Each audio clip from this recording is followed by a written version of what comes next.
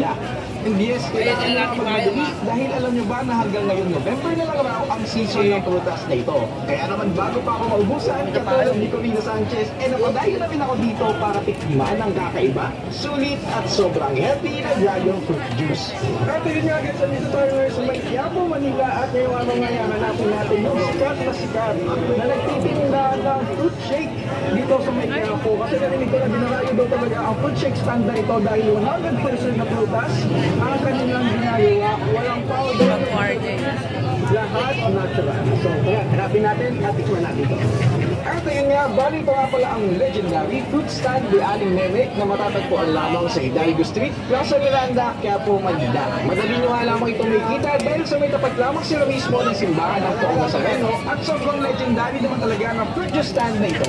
Dahil napag-alaman ko na may 30 years na pala silang nagtitinda dito sa Quiapo at inaanam na lang ni Aling Meme ang putasan na ito sa kanyang nanay na si Lola Esther. At ito nga nakikita natin na katawang nila ngayon ay ang kanyang anak na si Ate Patty. O diba ang tindi? Third generation na. Guys, kasama natin si Aling Patty. Yan, si Ate Patty.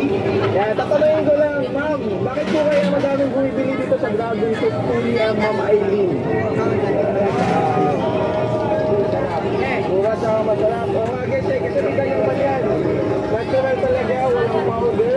Talagang 100% Dragon Fruit ang kanilang nilalagay. Panalo, solid. Thank you, thank you.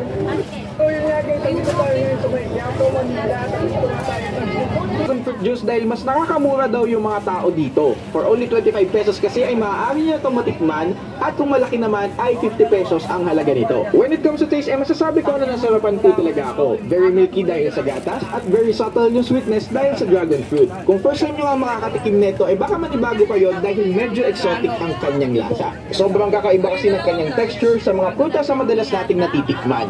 At alam nyo ba na dati daw ay dating mga maharlika lamang sa Vietnam ang nakakakain nito. Sobrang yaman kasi nito sa antioxidants at pinaniniwala ang mabisa kontra sa diabetes. Kuya Kim yarn. Pero yun nga, para sa akin ay na-enjoy ko po talaga yung juice dahil sobrang linis na kanilang pagkakagawa. Fresh, quality at masarap din. Yun lang, finish na.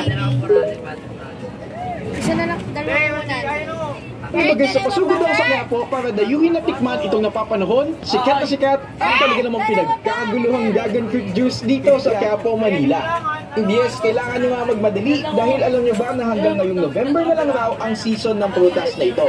Kaya naman bago pa ako maubusan, katulad ni Corina Sanchez, napadayo na rin ako dito para